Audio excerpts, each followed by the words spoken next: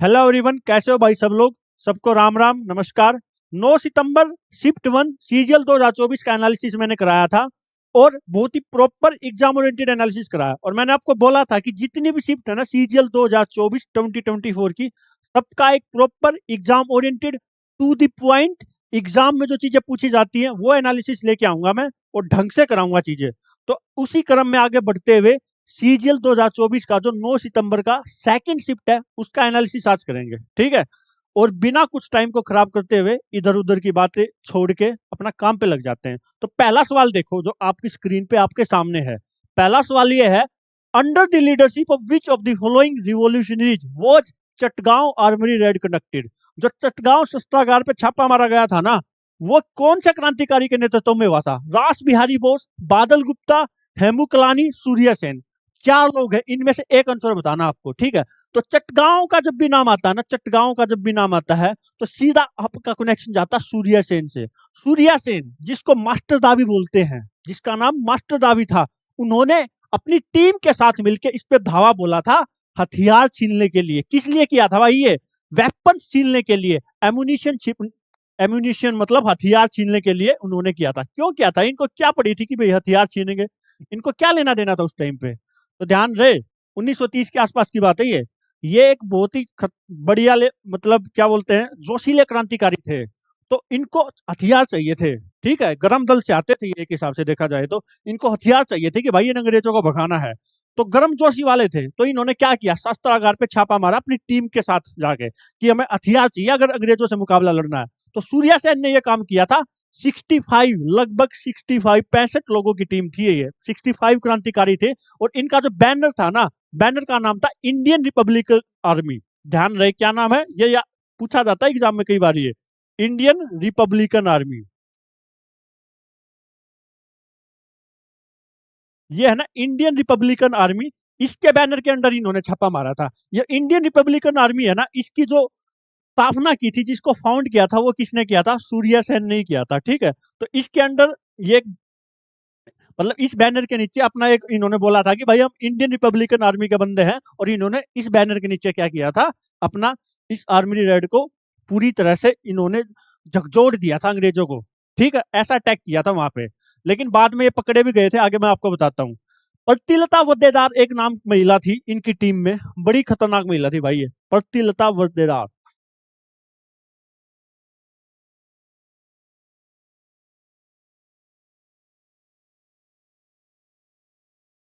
ये एग्जाम में भी पूछा हुआ है। प्रतिलता वद्देदार, इन्होंने क्या किया था, जब ये रेड वेड होगी ना तो अंग्रेज इनके पीछे पड़े कि इनको कैप्चर करो। तो इनको जब कैप्चर करने का मौका आया ना, तो इन्होंने कसम खाई थी कि अंग्रेजों के हाथ नहीं मरना है। तो इन्होंने उस टाइम पे क्या किया था, साइनाइड को साइनाइड का कंजप्शन कर लिया था। और उस जहर के तहत वो मर गई थी जहर खाने के बाद। तो इन्होंने अंग्रेजों से बचने के लिए, इनको गोली लग गई थी तो आगे नहीं जा पाई है, तो इन्होंने क्या किया, जो साइनाइड होता है ना केमिस्ट्री में, मैं तो एमएससी केमिस्ट्री किया, साइनाइड तो बहुत खतरनाक जहर होता है, एक हिसाब से पॉइजन होता है ये। तो साइनाइड का कंजप्शन किया इन्होंने और उसके बाद इनकी डेथ हो गई। प्रतिलता वद्देदार, ये एग्जाम में पूछा गया है, चार ऑप्शन दे देंगे आपको कि इन चार लोगों में से किसने ये चिटगांव आर्मरी रेड किया था। सूर्य सेन की बजाय इनको दे देंगे, दिया हुआ ऑलरेडी एसएससी में। तो ये ध्यान रखना, प्रतिलता वद्देदार ने किया था ये, ठीक है। और उसके बाद जब सारी लोगों की टीम थी तो बिखर गई, सब इधर उधर भागे। तो 1934 में 1930 में ये हुआ था, ठीक है। 1930 में आपका ये हुआ था। उसके बाद 1934 में क्या किया, अंग्रेजों ने सूर्यादा को, सूर्य सेन को या मास्टर दा को पकड़ा और उनको फांसी दे दी, ठीक है। लेकिन ये एक बहुत ही जबरदस्त अटैक किया था उन्होंने। देखो, ये थे भाई हमारे सूर्य सेन, उस टाइम की फोटो है ये, सूर्य सेन ये थे, लगभग ऐसे दिखते थे। और ये है हमारी प्रतिलता वद्देदार, ये जिसके बारे में मैंने बताया। चटगांव आर्मी रेड 18 अप्रैल 1930 को हुई थी, अंडर मास्टरदा सूर्य सेन के अंडर हुई थी, ठीक है। मेंबर्स कौन से थे? इनमें से दो तीन बड़े इंपॉर्टेंट है, सीधा नाम दे के पूछेगा। गणेश घोष, फिर लोकनाथ बाल, अधेंदु दस्तीदार, ये एग्जाम में पूछा हुआ भाई। अधेंदु दस्तीदार ये पूछा हुआ। अंबिका चक्रवर्ती, प्रतिलता वद्देदार एंड कल्पना दत्ता। ये देखो खास बात क्या है, मेल और फीमेल दोनों ने बढ़ चढ़ के पार्टिसिपेशन किया इसमें, बड़ी खास बात थी इस आर्मरी रेड की।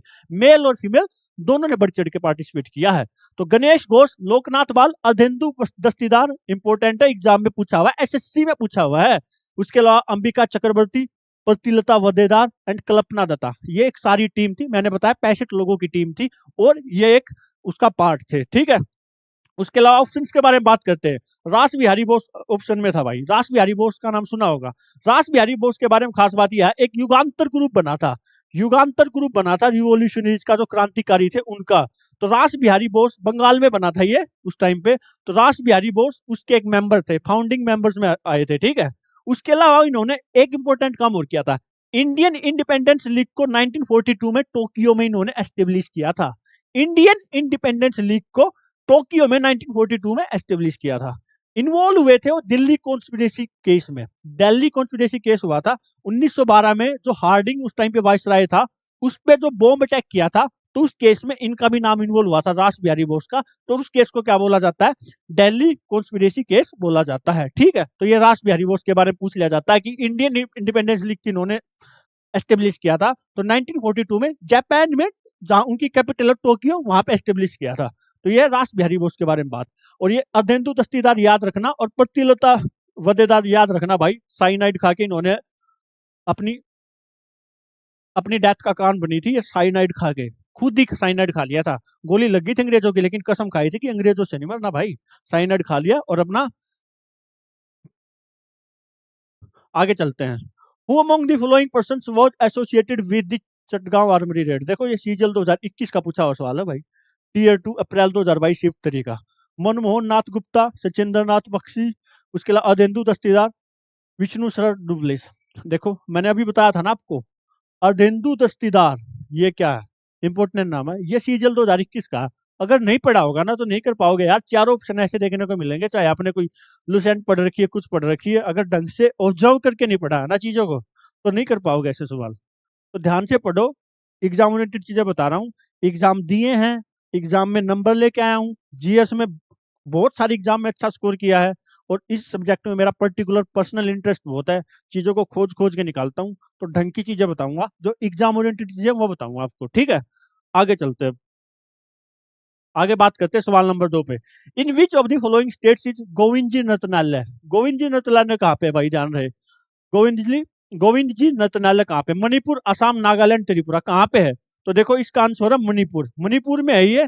और जो मणिपुरी डांस के फादर बोले जाते हैं, फादर ऑफ मणिपुरी डांस, गुरु हमारे कौन है, गुरु बिपिन सिंह, गुरु बिपिन सिंह, इन्होंने इसको एस्टेब्लिश किया था, गुरु बिपिन सिंह ने एस्टेब्लिश किया था।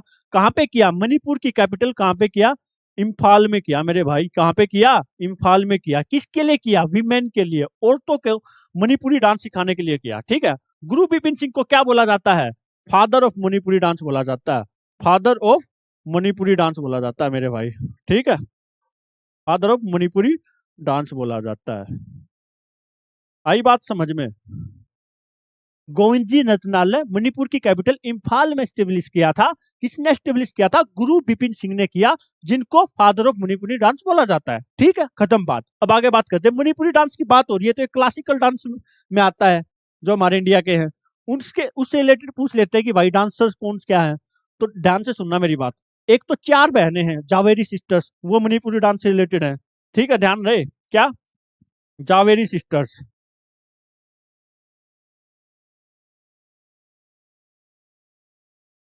एक तो ये आएगा आपका, ठीक है, जावेरी सिस्टर सीधा पूछेंगे कौन से डांस से रिलेटेड है, तो ध्यान रहे मणिपुरी डांस से रिलेटेड है मेरे भाई। उसके अलावा नीलेश्वर मुखर्जी एक इंपॉर्टेंट एक्सपोनेंट है इसके, नीलेश्वर मुखर्जी, ये इंपॉर्टेंट है। उसके अलावा एक और बड़ा इंपॉर्टेंट नाम है चारू माथुर, ये नाम याद रखना तीनों, ठीक है। जावेरी सिस्टर्स 4 बहनें हैं, चारों की चारों बहनें मणिपुरी डांस के लिए जानी जाती है। उसके अलावा नीलेश्वर मुखर्जी, ये भी इंपॉर्टेंट नाम है, जो एक्सपोनेंट है मणिपुरी डांस के। चारू माथुर, ये भी इंपॉर्टेंट नाम है। तो ये तीनों नाम भी ध्यान रखने हैं आपको, ठीक है, इंपॉर्टेंट है, पीडीएफ में दे दूंगा आपकी, ऐसे की ऐसे टेलीग्राम चैनल ज्वाइन कर लेना, वहां पे डाल दूंगा मैं। उसके अलावा गुरु बिपिन सिंह के बारे मैंने आपको बताया, फादर ऑफ मणिपुरी डांस है। गोविंद जी नतनाल मणिपुर की कैपिटल इम्फाल में फॉर वीमेन, उनके उनको मणिपुरी डांस में और अच्छा बेहतरीन बनाने के लिए, सीखने के लिए यहाँ पे खोला था इन्होंने, ठीक है। आगे बात करते हैं अब, ऑप्शन में क्या है, आसाम वगैरह भी है, तो आसाम के बारे में बात करेंगे।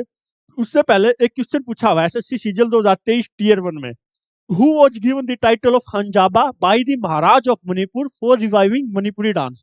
रिवाइव किया इसलिए तो फादर ऑफ मणिपुरी डांस बोला जाता है।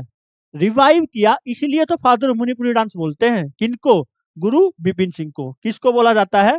गुरु बिपिन सिंह को। और उन्होंने रिवाइव किया था, इसी के लिए उनको हंजाबा का टाइटल दिया था। मणिपुरी डांस को रिवाइव करने के लिए वहां के जो महाराज थे उन्होंने, ठीक है। तो हंजाबा का टाइटल किसको मिला? गुरु बिपिन सिंह को मिला। अब बात करते हैं ऑप्शंस के बारे में। जैसे असम की बात करते हैं, असम के बारे में हम बात करें तो क्या है असम के बारे में? असम के बारे में बात करें तो यहाँ का जो क्लासिकल डांस है उसका नाम क्या है? तो उसका नाम है मेरे भाई स्तरिया। क्या नाम है? स्तरिया। ये यहाँ का क्या है? क्लासिकल डांस है। इसको किसने शुरू किया था? तो ध्यान रहे, ये 15th सेंचुरी में, 15वीं शताब्दी में। देखो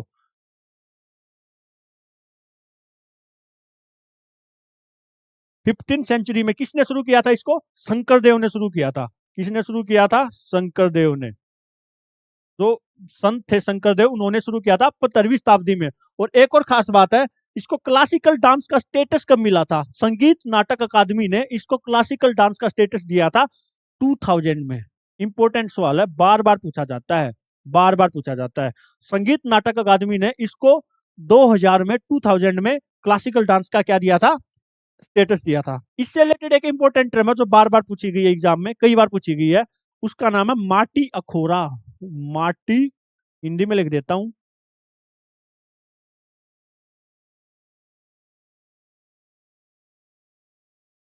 भाई साहब थोड़ा सा,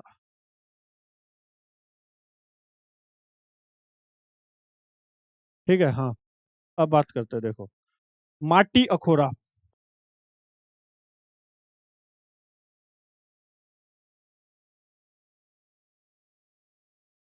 माटी अखोरा नाम की एक टर्म है ये।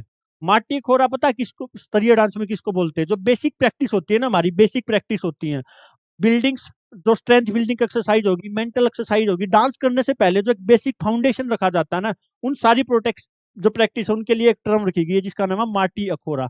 ये एग्जाम में पूछी हुई है, मैं वैसे ही नहीं बता रहा आपको, ये पूछी हुई है एग्जाम में, ठीक है। उसके अलावा त्रिपुरा के बारे में बात करते हैं हम।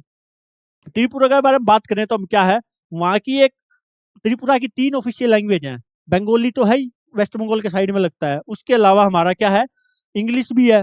और इसके साथ साथ एक और ऑफिशियल लैंग्वेज है जो पूछी हुई है एग्जाम में, कोक बोराक। ये इंपॉर्टेंट है भाई, कोक बोराक। ये कहाँ की ऑफिशियल लैंग्वेज है मेरे भाई?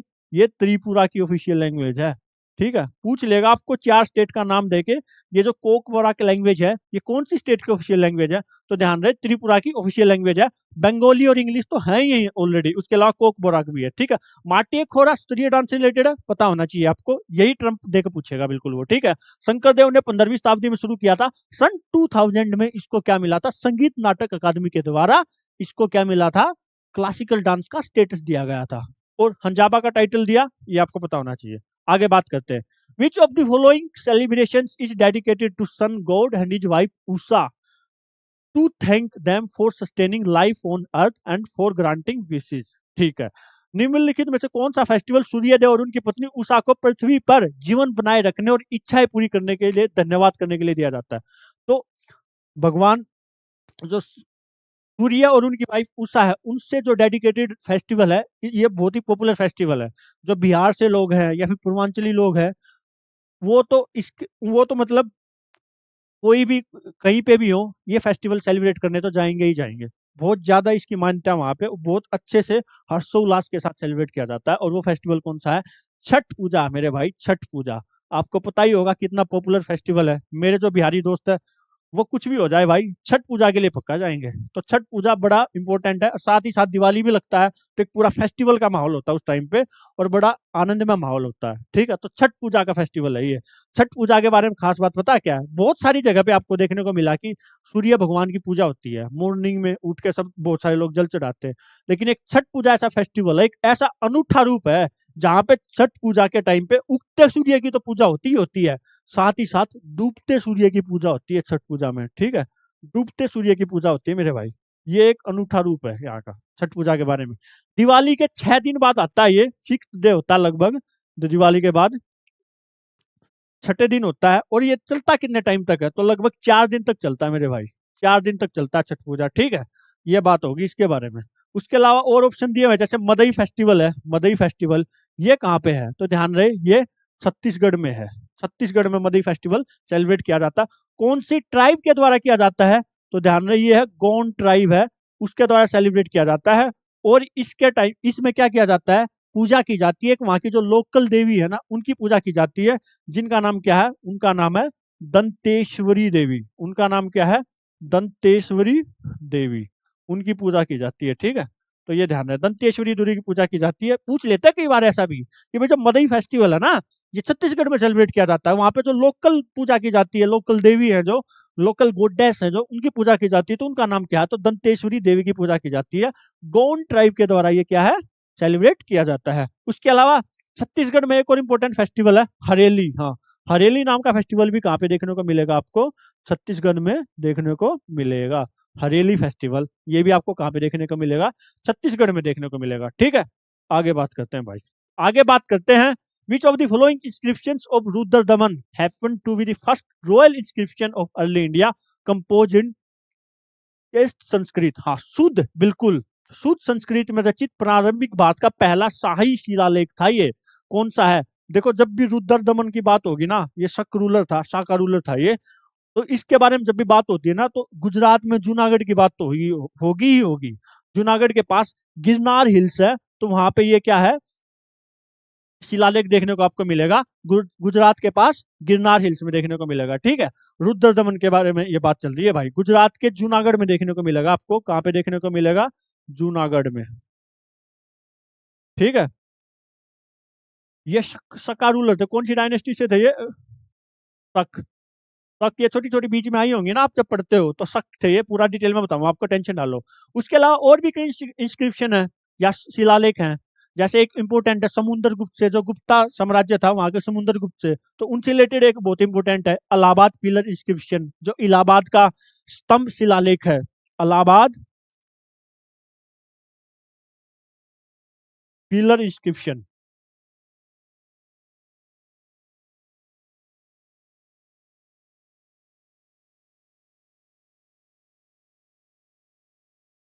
इलाहाबाद पिलर इंस्क्रिप्शन किससे रिलेटेड है भाई, ये समुद्र गुप्त से रिलेटेड, ठीक है।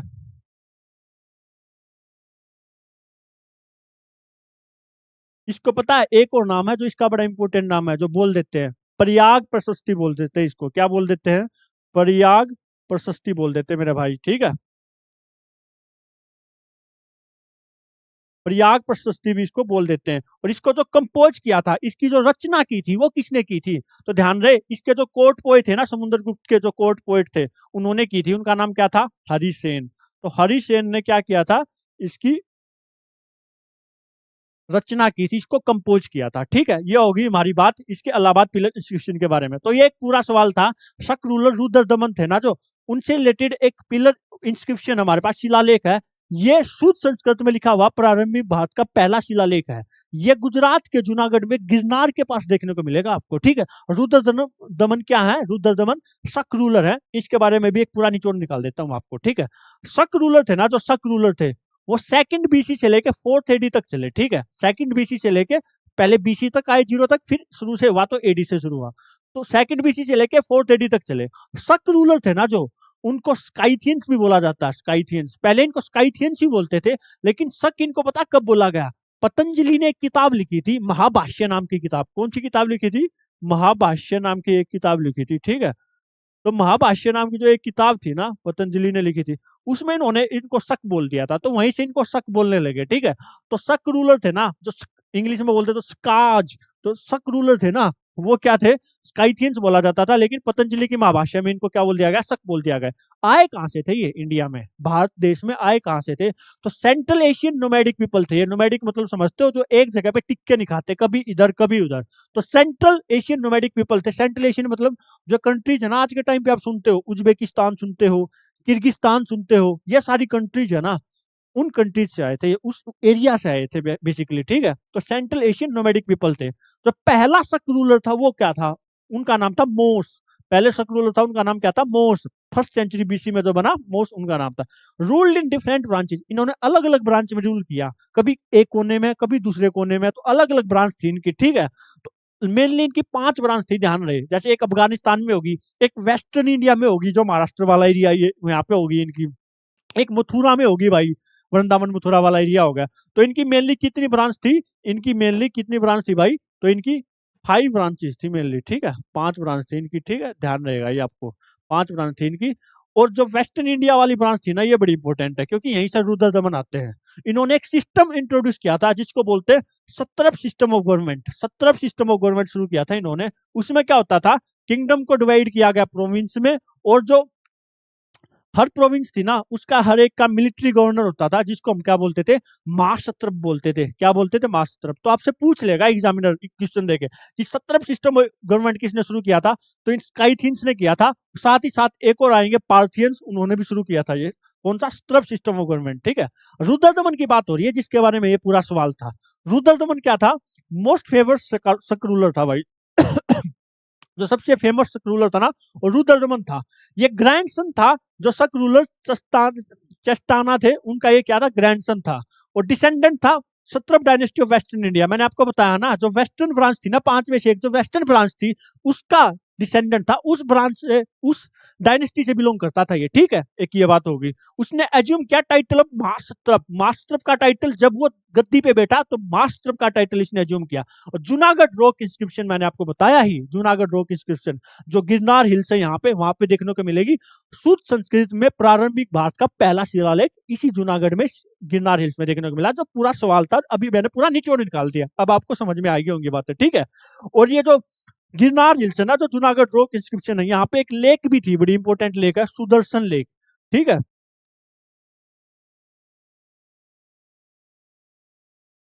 सुदर्शन लेक भी थी, उसके बारे में भी जिक्र देखने को मिलेगा आपको, ठीक है। तो ये भी ध्यान रहे, सुदर्शन लेक को, जो सुदर्शन लेक थी ना, इससे कई सारे क्वेश्चन बनते हैं कि एक तो जूनागढ़ रॉक इंस्क्रिप्शन में इसके बारे में जिक्र हुआ है, उसके अलावा जो गुप्ता साम्राज्य था ना उस टाइम पे, चंद्रगुप्त द्वितीय थे जो, उनके गवर्नर थे जो यहाँ गुजरात में, पुष्यभूति गुप्ता, उन्होंने इसका क्या किया था, इसका मेंटेनेंस भी किया था, इसको रिपेयर भी कराया था। उसके अलावा आगे बात करते हैं हम, जो लास्ट शक रूलर था उसका नाम था रुद्रसिम्हा थर्ड, जो लास्ट शक रूलर था रुद्रसिम्हा थर्ड था। उसको डिफीट किया था चंद्रगुप्त द्वितीय ने, जो गुप्ता एम्पायर से थे, ठीक है। तो ये सारी बातें होगी आपको एक बार 20 सेकंड में बिल्कुल कंसाइज कर देता हूं। तो शक रूलर थे, सेकंड बीसी से 4th एडी तक चले। शक थे लेकिन स्काइथियंस थे, लेकिन शक बोला गया इनको पतंजलि के महाभाष्य में, तब से शक बोलने लगे। सेंट्रल एशियन पीपल थे। और उसके अलावा पहला जो इनका रूलर था उसका नाम था मोस, और अलग अलग ब्रांच में रूल किया, मेनली 5 ब्रांच थी। और वेस्टर्न इंडिया वाली इंपॉर्टेंट थी क्योंकि वहीं से आता है हमारा रुद्र दमन, जो चस्ताना का ग्रैंडसन था, जो चस्ताना थे इसका ग्रैंडसन था। उसके अलावा जूनागढ़ रॉक इंस्क्रिप्शन से तो सवाल बनता ही बनता है, गिरनार हिल्स में यहाँ पे सुदर्शन लेक के बारे में भी आपको सुनने को मिलेगा। और रुद्रसिम्हा थर्ड शक रूलर का क्या था, लास्ट रूलर था। बस ये छोटा सा एक हिस्सा है, यहाँ से सवाल कई बार पूछ लेते हैं, ठीक है। आगे बात करते हैं। The first southern campaign of Alauddin Khilji 1307 से 1308 एडी में, जो अलाउद्दीन खिलजी थे उनका साउथ इंडिया में दक्षिणी अभियान था, जो किसके द्वारा, मतलब कहाँ पे उन्होंने किया था, ये कौन सी जगह पे, जगह का नाम पूछा इन्होंने। 1307-8 में अलाउद्दीन खिलजी का पहला दक्षिणी अभियान निम्नलिखित में से किस क्षेत्र में हुआ था। देवगिरी, वरंगल, दारमसुंदरा और मथुरा होगा ये, ठीक है। ये 4 जगह थी, या मदुरई होगा यहाँ पे, ठीक है। ये 4 जगह थी, ठीक है। तो इन चारों में से कौन सा था, तो देखो इसका आंसर है देवगिरी। जो जब ये साउथ, अलाउद्दीन खिलजी क्या था, अलाउद्दीन, इसके बारे में पूरा बताऊंगा। अलाउद्दीन खिलजी जब साउथ इंडिया की तरफ बढ़ा तो इनका जो सबसे पहला अटैक था ये कहाँ पे था, देवगिरी में था। देवगिरी में, जो आज के करंट में कहाँ पे है, आज के करंट में महाराष्ट्र में देखने को मिलेगा यहाँ पे, ये आपको, ठीक है, देवगिरी। और यहाँ पे भेजा किसको, तो इसने, तो इसका जो खास था मलिक काफूर, उसको भेजा था भाई, ठीक है। मलिक काफूर को भेजा था यहाँ पे। और उस टाइम पे इसको जो देवगिरी के जो राजा थे ना, उस टाइम पे जो यहाँ पे रूलर था उसका नाम क्या था, उसका नाम था रामचंद्र देव। ये भी पूछ सकते हैं, रामचंद्र देव उनका नाम था, ठीक है। तो एक ये इंपॉर्टेंट हो गया आपका, रामचंद्र देव उनका नाम था। मलिक काफूर को इसने यहाँ पे भेजा था, महाराष्ट्र में देवगिरी आज के करंट के सिनेरियो में देखने को मिलेगा। आगे बात करते हैं। खिलजी डायनेस्टी का पूरा निचोड़ निकाल के रख देता हूँ आपके सामने में। पहले, इससे पहले थी स्लेव डायनेस्टी। 1290 में जाके खत्म हो गई। फिर उसके बाद आई खिलजी डायनेस्टी 1290 से 1320 एडी में। बहुत कम कार्यकाल था इसका, लेकिन इसका जो सबसे इंपॉर्टेंट रूलर था अलाउद्दीन खिलजी, वो काफी माना जाता है, काफी चर्चे होते हैं उसके। चर्चे कैसे होते हैं? इसको एस्टेब्लिश किया था जलालुद्दीन खिलजी ने एस्टेब्लिश किया था खिलजी डायनेस्टी को। उसको मार के, जो कि उसका अंकल भी था वो और फादर इन लॉ भी था अलाउद्दीन खिलजी का, अलाउद्दीन खिलजी ने उसका मर्डर किया जलालुद्दीन खिलजी का। और उसके बाद अपने आप को क्राउन कर दिया, अपने आप को सुल्तान घोषित कर दिया, सुल्तान डिक्लेयर कर दिया। कब? 1296 में। 1296 में सुल्तान बन गया। और उसके बाद इसने अपना एक टाइटल लिया, अलेक्जेंडर द ग्रेट के नाम पे टाइटल लिया इसने। अलेक्जेंडर द ग्रेट से इंस्पायर होकर टाइटल लिया। और उसका टाइटल का क्या नाम था? वो टाइटल था मेरे भाई सिकंदर ए सहानी। ठीक है, ध्यान रहे बात। सिकंदर ए कहानी, ये टाइटल लिया था। ये पूछ लेते हैं कई बार कि अलाउद्दीन खिलजी ने कौन सा टाइटल लिया था, तो ध्यान रहे सिकंदर ए शाहनी टाइटल लिया था। और इसने अपना कैपिटल कौन सी बनाई? तो दिल्ली में ही एक जगह थी जिसका नाम था सीरी। सीरी नाम की जगह को इसने क्या किया? अपना कैपिटल बनाया। कब बनाया? 1296 बेटा, 1303 में इसने डिक्लेयर कर दिया कि भाई जो सीरी है ना दिल्ली में, ये मेरी नई कैपिटल होगी। ठीक है। पहला सुल्तान बना जिसने आर्मी को कैश में पेमेंट किया भाई। इसकी वजह से काफी सक्सेसफुल भी हुआ था, इसने आर्मी का काफी मैनेजमेंट किया। तो पहला सुल्तान बना जिसने आर्मी को कैश में पेमेंट किया। और इसने दिल्ली में 3 मार्केट खोली भाई, 3 मार्केट खोली। एक थी ग्रेन मार्केट, जो अनाज के लिए मार्केट थी। तीनों इंपॉर्टेंट है, पूछी जाती है, दो तो बड़ी इंपॉर्टेंट है ये। ग्रेन मार्केट खोली इसने, जिसका नाम पता क्या था? उसका नाम था मंडी। उसका नाम क्या था? मंडी। भाई अनाज की मंडी होगी एक हिसाब से। तो ग्रेन मार्केट मार्केट को क्या बोला गया? मंडी बोला गया। और क्लॉथ मार्केट को क्या बोला गया? क्लॉथ मार्केट को बोला गया सराय अदल। क्या बोला गया? ये देखो ध्यान से, सराय अदल बोला गया। ठीक है, ये बोला गया। ठीक है। तो ग्रेन मार्केट को मंडी बोला और क्लोथ मार्केट को क्या बोला? सराय अदल बोला। और एक तीसरी मार्केट भी खोली जहां पे घोड़े वगैरह या दास स्लेव वगैरह या कैटल वगैरह की बिक्री होती थी। तो 3 मार्केट खोली, कैपिटल सिटी बनाया, 1303 में बनाया, खुद 1296 में गद्दी पे बैठा। सिकंदर शाहनी का इसने टाइटल लिया। अपने ससुर और अपने अंकल, जो दोनों ही था इसका, जलालुद्दीन खिलजी, उसको मार के गद्दी पे बैठ गया। और अलेक्जेंडर द ग्रेट से इंस्पायर होकर इसने क्या किया? इसने टाइटल लिया सिकंदर शाहिनी का। और साउथ में जब गया था तो मलिक काफूर को भेजा, देवगिरी पे अटैक करा, जहां पे रामचंद्र देव क्या थे? रामचंद्र देव वहां के रूलर थे। देवगिरी आज के करंट में महाराष्ट्र में लोकेटेड है। आगे बात करते हैं। खिलजी डायनेस्टी 1290 से 1320 एडी रही। उससे पहले कौन सी रही? स्लेव डायनेस्टी रही। पूरा कराऊंगा इस टॉपिक को, जब आगे मौका मिलता है निचोड़ निकालूंगा। आगे सवाल करते हैं। Which condition also known as icterus, icterus भी बोलते हैं इसको। इसकी वजह से क्या हो जाता है? Yellowing of your skin and the whites of your eyes. जो आपकी आंखें है ना, सफेद सफेद होती है, वो भी पीली शुरू होनी हो जाती हैं। आपकी जो स्किन है ना, वो भी पीली हो जाती है। देखो ये पूरा फोटो में देख सकते हैं आप, इसकी स्किन पूरी पीली पीली हो रही है और आंखें भी पीली पीली हो जाती है। मतलब आपकी आंखें और आपकी स्किन दोनों येलो दिखने लग जाएंगी। ये कौन सी बीमारी है जिसमें ये प्रॉब्लम होती है? तो ध्यान रहे, कौन सी स्थिति है जिसमें, जिसे इक्टेरस के नाम से भी जाना जाता है, आपकी त्वचा और आंखों के सफेद भाग को पीला कर देती है। तो इस बीमारी का नाम है, इसका नाम है जॉन्डिस। जॉन्डिस में ये सिचुएशन होती है मेरे भाई, जॉन्डिस में होती है। ये सवाल पूछा गया इन्होंने, जॉन्डिस में होती है। लेकिन क्यों होता है ये, थोड़ा सा इसका बैकग्राउंड भी जान लो भाई, ये होता क्यों है? तो ध्यान रहे, एक पिगमेंट होता है जिसका कलर होता है येलो, जिसका कलर होता है येलो, तभी तो येलो येलो होगा। तो येलो उसका कलर होता है। और वो होता है आपका बिलरुबिन। देखो मैं लिख भी रहा हूं येलो। बिलरुबिन नाम का एक पिगमेंट होता है, येलो कलर का होता है ये पिगमेंट, उसकी वजह से ये होता है। तो ये बिलरुबिन का क्या रोल है इसमें? जो केमिकल है बिलरुबिन, इसका रोल क्या है? देखो पहली बात तो ये है कि ये बिलरुबिन बनता कब है? जब भी जो आरबीसी होती है ना हमारे खून में, जो आरबीसी होती है हमारी खून में, रेड ब्लड सेल्स होती है जो हमारे खून में, उसमें क्या होता है? बिल हेमोग्लोबिन होता है, जो उसमें बिलरुबिन होता है। और ये येलो कलर का होता है। ये बनता कैसे है? ये जब टूटती है ना आरबीसी, ब्रेक करती है, टूटती है जो,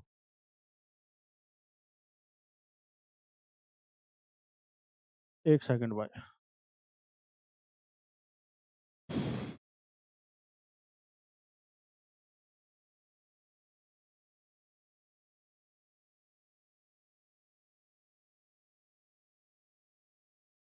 हाँ, चलो। आरबीसी आरबीसी क्या करती है? जब टूटती है ना, ब्रेक करती है, तो उसकी वजह से बिलरुबिन जनरेट होता है। लेकिन एक सिचुएशन आ जाती है जब जिस केस में या तो कोई लीवर में बीमारी हो जाती है, लीवर में डिजीज होता है, या फिर क्या होता है बहुत ज्यादा आरबीसी टूट जाए। आरबीसी की जो वो है टूटने की ब्रेकेज की जो मेजरमेंट, जो ब्रेकेज का जो वॉल्यूम है, जो भी आप समझो, उस वो बहुत ज्यादा एक्सेस मात्रा में टूटने लग जाए, तो उस केस में क्या होगा, जो बिलरुबिन है ना, बिलरुबिन एक्सेसिव मात्रा में ये भी बनने लग जाएगा और इकट्ठा हो जाएगा। और लीवर में जो बीमारी है वो क्या कर पाएगा, लीवर लीवर इसको प्रोसेस नहीं कर पाएगा, ठीक है, बिलरुबिन को प्रोसेस नहीं कर पाएगा मेरे भाई। और उसकी वजह से क्या होता है, ये येलो कलर होता ही है, तो ये भी येलो येलो हो जाती है आंखें और आपकी स्किन येलो हो जाती है, ठीक है। इसका दूसरा नाम क्या है, इक्टरस है, ध्यान रहे क्या नाम है, icterus. Due to jaundice disease which part of the body is affected, तो लीवर इफेक्ट होता है, ध्यान रहे क्या होता है, लीवर, ये पूछ लेते हैं कई बार। इक्टर्स क्या है, अनदर नाम है जॉन्डिस का, जो सवाल में ही दिया हुआ था, तो आपसे ये भी पूछ सकते हैं वैसे एग्जाम में दोबारा कि इक्टर्स किसका दूसरा नाम है, तो जॉन्डिस का ही दूसरा नाम क्या है, इक्टर्स है, ठीक है। आगे बात करते हैं, what is the relationship between interest rate and demand for money. बड़ा आसान सवाल है यार, कि जब ब्याज की दर ज्यादा है और मनी की डिमांड, उन दोनों में क्या फर्क होगा, उन दोनों में क्या रिलेशनशिप होगा, कोई रिलेशनशिप ही नहीं होगा। या इनवर्स रिलेशन होगा, व्युत्क्रम रिलेशन होगा, डायरेक्ट रिलेशन होगा, प्रत्यक्ष बिल्कुल डायरेक्ट होगा, या प्रोपोर्शनेट होगा, अनुपातिक होगा, क्या कौन सा रिलेशन होगा। तो देखो भाई, इंटरेस्ट रेट अगर आप बढ़ाओगे, अगर इंटरेस्ट रेट आप बढ़ाओगे मेरे भाई, तो क्या होगा उस केस में, डिमांड मनी के लिए बढ़ेगी या घटेगी, है बताओ मेरे को। अगर आप रेट बढ़ा दोगे, इंटरेस्ट रेट बढ़ा दोगे, तो उस केस में क्या होगा, डिमांड बढ़ेगी या घटेगी। तो देखो, और मेरे को ही पैसा लेना मान लिया, और मार्केट में क्या है, जो इंटरेस्ट रेट अब बढ़ा हुआ है, तो मैं पैसा लूंगा क्या, या पैसा लेने की मेरी टेंडेंसी है, जो बोरोइंग कैपेसिटी है मेरी, बढ़ेगी या घटेगी, घटेगी ना। रेट जब बढ़ा है मार्केट में, इंटरेस्ट रेट बढ़ा हुआ है, ज्यादा है, तो मेरी जो पैसा, जो मनी, मैं जब पैसा लेना चाहता हूँ, लेकिन मेरी जो टेंडेंसी है पैसा लेने की वो कम हो जाएगी ना, कि भाई मेरे को तो रेट ज्यादा मिल रहा है, सोचूंगा कि यार थोड़ा रुक सकता हूँ तो रुक जाऊं। तो उस केस में क्या होगा, जो डिमांड है ना, वो क्या हो जाएगी, कम हो जाएगी, ठीक है। तो इसका मतलब क्या हुआ, इन दोनों में क्या है, इनवर्स रिलेशनशिप है, रेट ऑफ इंटरेस्ट रेट और डिमांड फॉर मनी में क्या है, इनवर्स रिलेशनशिप है भाई। और एक उल्टा काम भी होगा, जब रेट बढ़ जाएगा ना भाई, एफडी का, बैंक का एफडी का रेट बढ़ गया, मेरे पैसे पड़े हैं वहां पे, तो मैं निकालना चाहूंगा क्या, कहीं और इन्वेस्ट करना चाहूंगा क्या, उन पैसों को निकाल के मैं नहीं चाहूंगा, उनको वहीं पे जमा करके रखूंगा भाई, रेट ऑलरेडी बढ़ा हुआ है। तो दोनों ही केस में बोरोइंग कैपेसिटी भी कम हो जाती है, जिनके पास पैसा वो भी देना कम करते हैं, उनको ज्यादा रेट मिल रहा है बैंक वगैरह में, अगर उनका जमा है तो इन्वेस्ट नहीं करना चाहेंगे। तो उस केस में क्या होगा, रिलेशनशिप क्या होगी भाई, इंटरेस्ट बढ़ेगा तो मनी, डिमांड फॉर मनी कम हो जाएगी, ठीक है। तो यही एक आंसर था इसका, इनवर्स रिलेशनशिप इसमें क्या है आपका आंसर होगा। आगे बात करते हैं, when electricity is pass through water what kind of chemical reaction occurs. वाह, केमिस्ट्री का सवाल देख के तो भाई मैं अलग ही खुश हो जाता हूँ, हालांकि केमिस्ट्री पढ़े हुए काफी टाइम हो गया, लेकिन हम भी केमिस्ट्री के टॉपर्स रहे हैं, ऐसी बात नहीं है। छोड़ो ये बातें तो, अब आगे चलते हैं। When electricity is pass through water what kind of chemical reaction occurs. Electricity जब पानी से, मतलब बिजली पास करते हैं, तो क्या होता है, कौन सी रिएक्शन होती है, डिकम्पोजिशन होता है, डिस्प्लेसमेंट होती है, डबल डिस्प्लेसमेंट होता है, कॉम्बिनेशन होता है, अलग अलग टाइप की रिएक्शन होती है। तो उस केस में क्या होगा, हिंदी में भी बोले तो डिकम्पोजिशन को अपघटन बोलते हैं, डिस्प्लेसमेंट को विस्थापन बोलते हैं, डबल डिस्प्लेसमेंट को दोहरा विस्थापन, कॉम्बिनेशन को संयोजन बोलेंगे। तो इस केस में क्या होगा, डिकम्पोजिशन डिकम्पोजिशन रिएक्शन होती है। कैसे होती है देखो मैं बताता हूँ। डिकम्पोजिशन रिएक्शन कैसे होगी, देखो एक वो लिया, बीकर लिया, जो भी है, पानी डाला उसमें, देखो ये पानी डाल दिया हमने, और फिर दो रोड लगाई, एक कैथोड बनाया, एक एनोड बनाया, ठीक है। कैथोड हमेशा क्या होता है, नेगेटिव होता है, और एनोड क्या होता है, हमेशा पॉजिटिव होता है, ये ध्यान रहे, हमेशा ही होता है, कैथोड नेगेटिव, एनोड पॉजिटिव रहेगा। और उससे हमें इलेक्ट्रिसिटी पास किया, इसमें कुछ हम वो ले लेंगे, इलेक्ट्रोलाइट ले लेंगे, एसिड वगैरह ले लेंगे, कोई H2SO4 सल्फ्यूरिक एसिड वगैरह ले लेंगे, ठीक है। और इससे हमने क्या किया, इलेक्ट्रिसिटी को पास कराया। जब इलेक्ट्रिसिटी पास कराएंगे ना, तो क्या होगा, इलेक्ट्रोलिसिस ऑफ वाटर होगा। इलेक्ट्रोलिसिस, लिसिस का मतलब टूटना, इलेक्ट्रो का मतलब बिजली, इलेक्ट्रिसिटी, जब इलेक्ट्रिसिटी पास करेंगे तो उसकी वजह से पानी के जो मोलिक्यूल है ना, वाटर मोलिक्यूल, वो टूटेंगे, ब्रेक करेंगे। कैसे करेंगे, वाटर का एक मोलिक्यूल कैसे करेगा, हाइड्रोजन गैस में टूटेगा और ऑक्सीजन में टूटेगा। हाइड्रोजन का तो रिडक्शन हो जाएगा, हाइड्रोजन H+ में टूटेगा ना, वो इलेक्ट्रॉन लेके क्या बना देगा, हाइड्रोजन बना देगा। और हाइड्रोजन कहाँ जाएगा, नेगेटिव यहाँ पे, पॉजिटिव आएगा ना नेगेटिव के पास, तो हाइड्रोजन के जो H+ है वो कैथोड पे आके क्या बनाएगा, H2 गैस के बबल बना देगा, ठीक है। ऐसे ही O2 नेगेटिव होता है, वो कहाँ जाएगा, प्लस के पास जाएगा, तो यहाँ पे O2 गैस रिलीज हो जाएगी, ठीक है। यहाँ पे पूछ सकता है आपको कि इलेक्ट्रोलिसिस ऑफ वाटर होती है ना जब, तो कैथोड पे कौन सी गैस रिलीज होगी, तो ध्यान रहे हाइड्रोजन होगी। एनोड पे कौन सी होगी, ऑक्सीजन होगी। कैसे होगी मैंने बताया आपको, बस इतना बेसिक ध्यान रखना है। ज्यादा मैं केमिस्ट्री वाली टर्मिनोलॉजी में नहीं जा रहा, मैं खुद ही भूल रहा हूँ एक्चुअली। केमिस्ट्री की तो बहुत सारी चीजें कई साल हो चुके हैं पढ़ते हुए, लेकिन बहुत अच्छे से डिटेल में पढ़ी हुई है मेरी चीजें हैं। अभी एसएससी के लिए इतना सफिशियंट है, मोर देन सफिशियंट है भाई, ठीक है। तो H2 के बबल्स आपको देखने को मिलेंगे कैथोड पे, और O2 के मिलेंगे आपको एनोड पे। इलेक्ट्रोलिसिस ऑफ वाटर में डिकम्पोजिशन रिएक्शन होगी। आगे बात करते हैं। In which state of India is kund और टांका, कुंड और टांका नाम की जो वाटर हार्वेस्टिंग टेक्निक है, ये कहाँ पे यूज होती है, भारत के किस राज्य में जल संचयन के लिए कुंड या टांका नाम का उपयोग किया जाता है। राजस्थान में, आंध्र प्रदेश में, उत्तर प्रदेश में, पंजाब में, कहाँ पे। तो देखो ये वाटर हार्वेस्टिंग सिस्टम है ना, ये ट्रेडिशनल वाटर हार्वेस्टिंग सिस्टम है, कई स्टेट में यूज होते हैं पानी को स्टोर करने के लिए, इन फ्यूचर में यूज करने के लिए। तो ये जो कुंड और टांका नाम की जो वाटर हार्वेस्टिंग टेक्निक है, ये यूज होती है आपकी राजस्थान में। इसमें क्या होता है, एक सिलेंड्रिकल नाम का वो कुआं सा बना देते हैं, सिलेंड्रिकल शेप का एक कुआं सा बना देते हैं, और उसमें पानी क्या है रिजर्व करके रखते हैं, ठीक है। उसको बोलते हैं वाटर हार्वेस्टिंग, ठीक। अंडरग्राउंड बना देते हैं, खासकर जो ये मरुस्थल आपका डेजर्ट है ना, थार डेजर्ट वगैरह, उस एरिया में राजस्थान में होती है ये कुंड या टाका नाम की टेक्निक, ठीक है। उसके अलावा एक और होती है राजस्थान में, गुजरात में, दिल्ली में भी आपको देखा होगा, अगर सेन की बाउली, बाउली बाउली नाम की टेक्निक यूज होती है, ठीक है। तो ध्यान रहे ये कहाँ पे यूज होती है, राजस्थान, गुजरात और दिल्ली में भी कहीं कहीं, पहले के टाइम की बात है, दिल्ली में तो अब तो क्या ही होगा। तो ये भी आपको देखने को मिलेगी, ठीक है। और कुछ मैं बताऊं ट्रेडिशनल वाटर हार्वेस्टिंग टेक्निक, जैसे केरला की बात करें हम, केरला की, तो केरला में क्या देखने को मिला होगा। केरला में वायनाड नाम की जगह था, अब बहुत पॉपुलर है। अब पहले राहुल गांधी जी वहां पे मेंबर पार्लियामेंट थे, अब प्रियंका प्रियंका गांधी है। तो वहां पे एक ये टेक्निक है वायनाड में, जिसका नाम क्या है, बड़ा इंटरेस्टिंग नाम है। इसका नाम आपका पन्नम केरी। क्या नाम है, पन्नम केरी। इंपोर्टेंट नाम है भाई, ध्यान रखना, ये पूछ लेंगे। पन्नम केरी इसका इंपोर्टेंट नाम है। तमिलनाडु की बात करें अगर हम, तमिलनाडु की बात करें, तमिलनाडु में कौन सी टेक्निक यूज होती है, तो तमिलनाडु में एक टेक्निक है ईरी नाम की टेक्निक, ठीक है। ईरी बोल देते हैं उसको, ठीक है।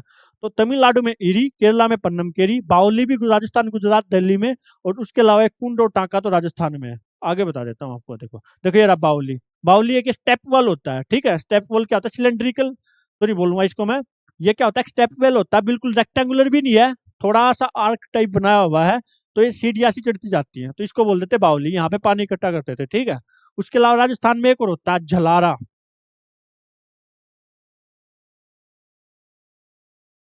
झलारा नाम की टेक्निक भी जो होती है, ठीक है। इसमें भी ये स्टेप वाली होता है, लेकिन ये जो आर्क टाइप सा बना हुआ ना, आगे जाके क्या बन जाएगा, थोड़ा रेक्टेंगुलर बन जाएगा झलारा में। ये भी राजस्थान में यूज होती है, ठीक है। टांका, ये मैंने आपको बताया था ना, सिलेंड्रिकल, जो मरुस्थल में क्या होता है कि सिलेंड्रिकल एक कुआं सा बना देते हैं, उसको टाका बोल देते हैं। उसके अलावा बिहार में भी इंपॉर्टेंट है भाई, आहार पायन। आहार पायन ये बिहार में है। ये ऐसे देखो, खोदा सा हुआ है यहाँ पे, और यहाँ पे पानी इकट्ठा रहेगा। आहार पायन क्या है, बिहार में है। हिमाचल प्रदेश में भी ऐसे ही नाला सा बना दिया, इस पे रिजर्व करके रखेंगे वाटर को, उसको बोलते हैं कूलर सिस्टम, कुहल सिस्टम बोलते हैं इसको, ठीक है। ये भी पूछा हुआ एग्जाम में बहुत बार, कुहल सिस्टम हिमाचल प्रदेश का, आहार पायन बिहार का, बावली और जलारा राजस्थान में, टांका भी राजस्थान में, ठीक है। एक और इंपॉर्टेंट बताता हूँ मैं आपको, जो एग्जाम में पूछते हैं बार बार। एक सिस्टम है जाबो सिस्टम, जाबो सिस्टम मेरे भाई। ये जाबो सिस्टम कहाँ पे देखने को मिलेगा आपको, जाबो सिस्टम कहाँ पे देखने को मिलेगा आपको, तो जाबो सिस्टम ऑफ वाटर कंजर्वेशन है ना, ये आपको देखने को मिलेगा नॉर्थ ईस्ट में। और वो भी कहाँ पे देखने को मिलेगा, नागालैंड में देखने को मिलेगा मेरे भाई, नागालैंड में। तो ये इंपॉर्टेंट है, ध्यान रखना, जाबो सिस्टम नागालैंड में देखने को मिलेगा। ये कई सारे बताए मैंने, ये पूछे जाते हैं एग्जाम में, स्टैटिक जीके का पार्ट है एक हिसाब से ये। आगे बात करते हैं। Which of the following is not correct about directive principle of state policy. DPSP के बारे में बात हो रही है भाई, डीपीएसपी। जब भी कोई डीपीएसपी का नाम ले, तुरंत ध्यान में आना चाहिए भाई, आर्टिकल 36 से 51 के बारे में इनका जिक्र है, डीपीएसपी, ठीक है। इसके बारे में बात हो रही है। राज्य नीति के निर्देशक सिद्धांतों के बारे में निम्नलिखित में से कौन सा कथन सही नहीं है, ध्यान से पढ़ा करो, सही नहीं है वो बताना है, जो गलत है मतलब वो बताना है। They ensure social and economic development, वो सामाजिक और आर्थिक विकास सुनिश्चित करते हैं। They are justiciable in nature, वो प्रकृति में न्यायोचित न्यायोचित है। They provide guidelines for the governance of the country, वह देश के शासन के लिए दिशा निर्देश प्रदान करते हैं। They are morally binding on the government, वो सरकार पर नैतिक रूप से बाध्यकारी हैं। तो अब देखो, दोबारा देखते हैं। सोशल और इकोनॉमिक डेवलपमेंट की बात होती है, बिल्कुल होती है। वेलफेयर के बारे में आपको जिक्र सुनेगा यहाँ पे, वेजेज के बारे में जिक्र सुनेगा आपको। तो ऐसी ऐसी बातें होती हैं इसमें, तो ये सही है, हमें गलत बताना है। They are morally binding on the government, नैतिक रूप से बाध्यकारी है, बिल्कुल है भाई। DPSP, directive principle of state policy, है ही वो कि डायरेक्टिव नेचर इनका। वो क्या करते हैं, नैतिक रूप से बाध्यकारी हैं। मोरली आपको फॉलो करना है, वो मोरली है बस, ये होता है बिल्कुल। ये कोर्ट में इन्फोर्स नहीं कर सकते, ये नैतिक रूप से बाध्यकारी हैं बस, ठीक है।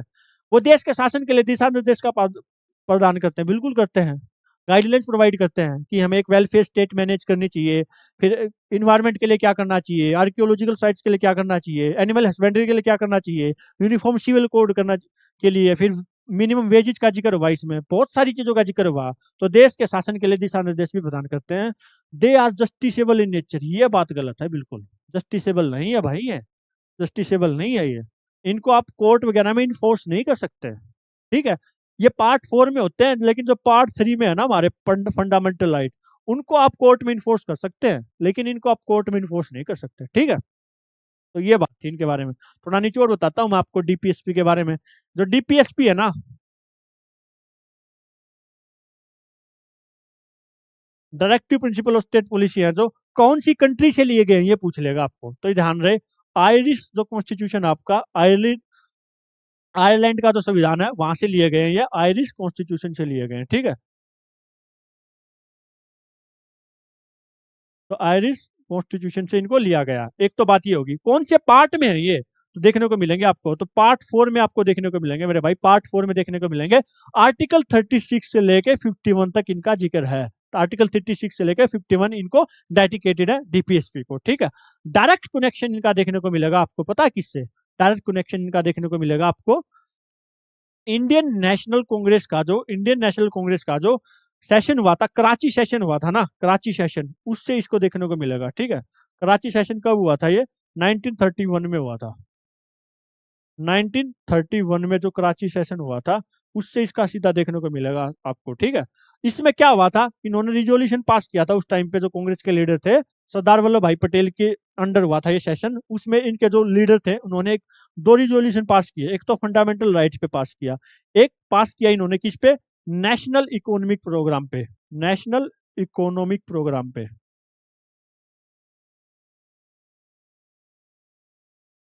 नेशनल इकोनॉमिक प्रोग्राम पे, फंडामेंटल राइट पे। इसका डायरेक्ट कनेक्शन आज के जो directive principle of state policy है उससे आपको देखने को मिलेगा।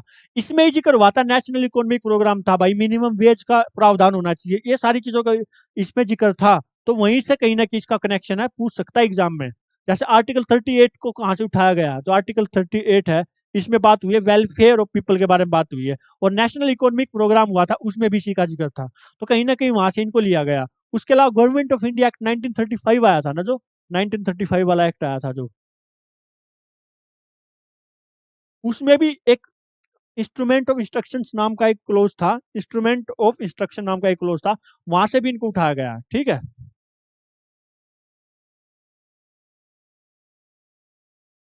Instrument of instructions,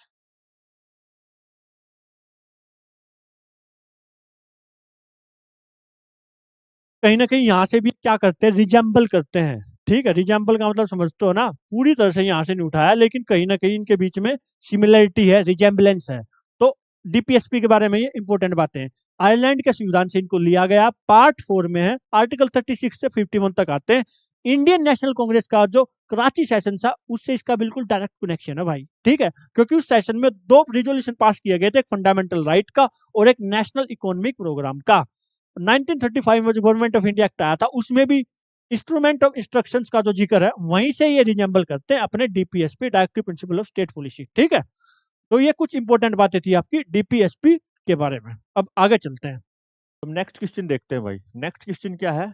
at what latitude does the easterly jet stream blow over peninsular India during the summer month? जो समर मंथ होते हैं ना, गर्मी के महीने होते हैं, उनमें प्रायद्वीपीय भारत में पूर्वी जेट स्ट्रीम किस अक्षांश पर चलती है? तो लैटिट्यूड पूछा है इसमें, 24 degree north, 30 degree north, 14 degree north, 28 degree north.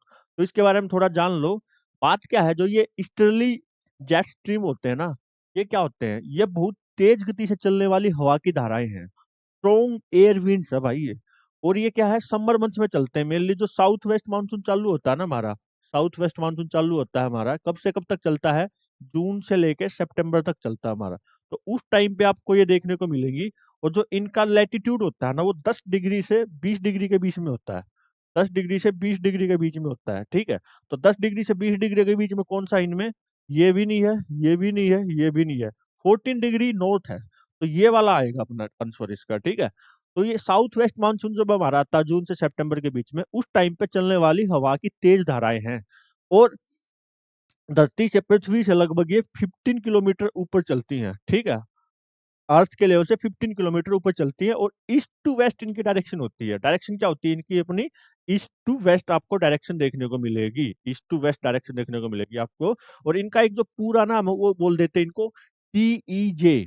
टीईजे, टीईजे में क्या है आपका, ट्रॉपिकल, ट्रॉपिकल ईस्टर्ली जेट्स।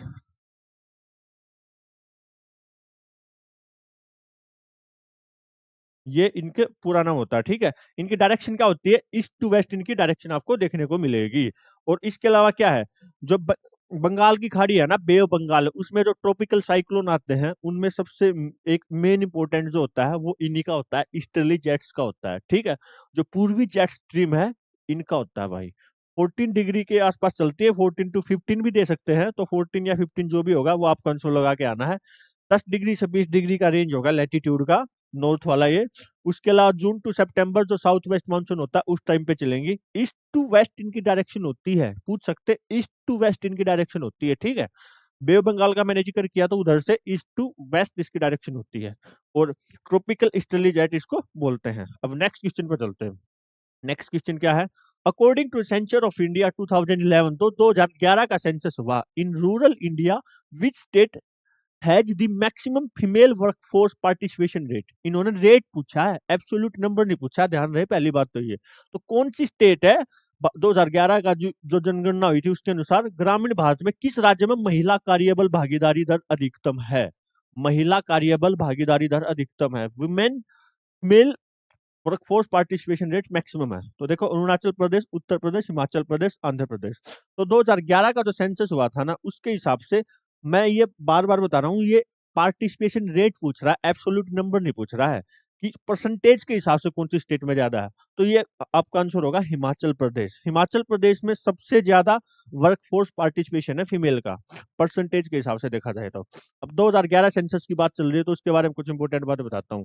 देखो, सेंसस हमेशा कब होता है, 10 साल के बाद आपको सेंसस देखने को मिलेगा। 2011 वाला कौन सा था, 2011 वाला 15वां सेंसस है, 15 सेंसस आपका 2011 वाला है।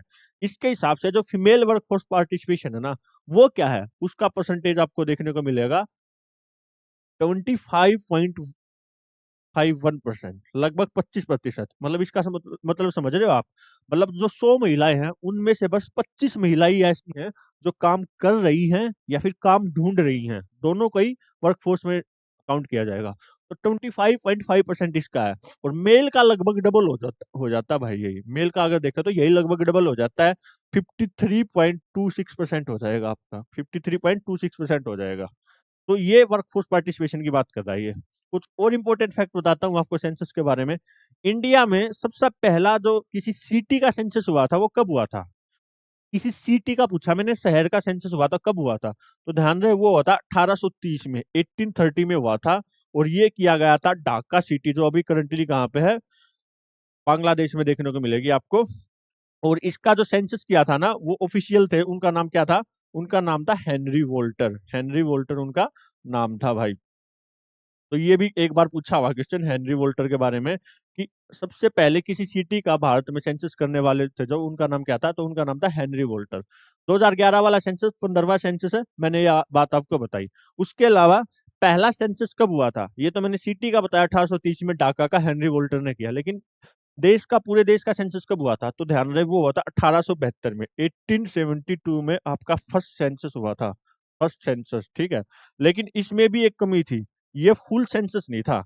1881 में, 1881 में लगभग 10 साल बाद का मैंने बोला ना होता है, तो ये 9 साल बाद 1881 में लगभग फुल सेंसस हुआ था, पूरी तरह से कंप्लीट सेंसस आपको देखने को मिलेगा। कब? 1881 में। और ये किसने कराया था? जो इसकी उस टाइम पे 1881 में, जैसे यहाँ पे हेनरी वोल्टर ने कराया, तो ये कराया आपका डब्ल्यू सी प्लाउडेन ने। W C प्लाउडेन।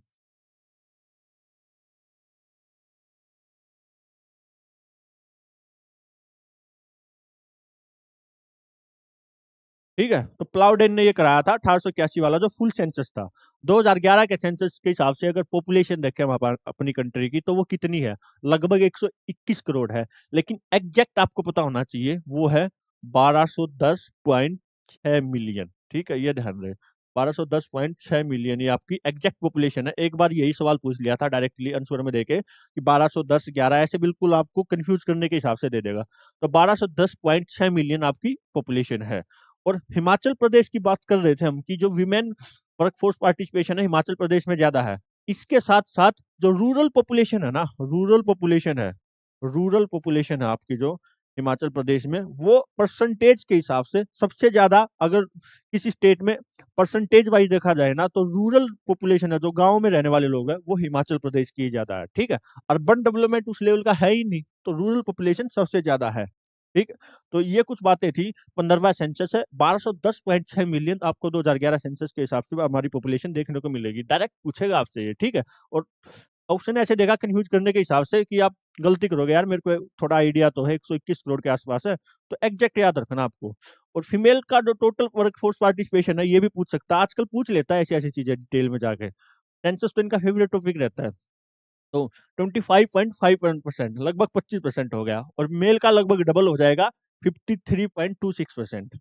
पहला किसी सिटी का सेंसस 1830 में ढाका का हेनरी वोल्टर ने कराया था। उसके बाद 1872 में क्या हुआ, हमारा पूरी कंट्री का सेंसस हुआ, लेकिन वो भी पूरी तरह से ऑर्गेनाइज नहीं था। कंप्लीट सेंसस 1881 में डब्ल्यू सी प्लाउडेन के द्वारा कराया गया, पूरे कंट्री का सेंसस। तो 1881 से हम ऑफिशियली काउंट करेंगे एग्जैक्टली। ठीक है, 1210.6 मिलियन याद रखना, हर 10 साल में होता है। 25.51% फीमेल का, 53.26% मेल का। ये वर्क फोर्स पार्टिसिपेशन की बात कर रहा हूं मैं। ठीक है, वर्क फोर्स पार्टिसिपेशन का मतलब समझ रहे हो ना, कार्यबल भागीदारी की बात समझ रहे हो ना, कि महिलाएं 25.5%, मतलब समझ रहे हो क्या इसका? 100 में से 25 महिलाएं ऐसी है जो काम कर रही हैं या काम ढूंढ रही हैं, दोनों को ही काउंट किया जाता है। ठीक है, आगे बात करते हैं। नेक्स्ट क्वेश्चन है, when was a madrasa opened in Kolkata to promote the study of Arabic, Persian and Islamic law? अच्छा, अरबी, फारसी और इस्लामी कानून के अध्ययन को बढ़ावा देने के लिए कोलकाता में मदरसा कब खोला गया? कब खोला गया? 1772, 1783, 1781, 1774। तो देखो, ये सारा जो टाइम पीरियड है ना, ये है अपना वॉरेन हेस्टिंग्स था ना, उसके उसका टाइम पीरियड है। तो थोड़ा जान लो इस चीज के बारे में। वॉरेन हेस्टिंग था ना जो, वॉरेन हेस्टिंग्स, वॉरेन हेस्टिंग क्या था? पहली बात तो फर्स्ट, बंगाल का क्या था? फर्स्ट गवर्नर जनरल था। कहाँ का? बंगाल का। कहाँ का था? बंगाल का था। कब बना?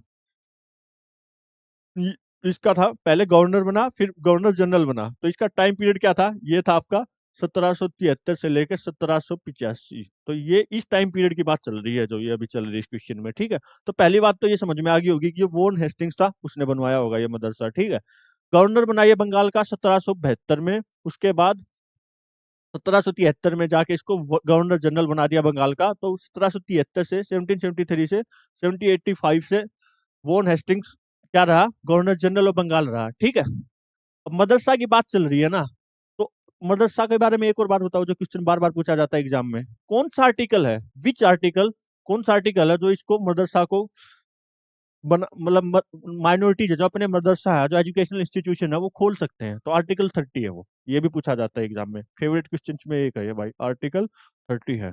ओके, फंडामेंटल राइट्स का ही पार्ट है ये, तो ध्यान रहिए। एक सेकंड, कौन सा आर्टिकल है?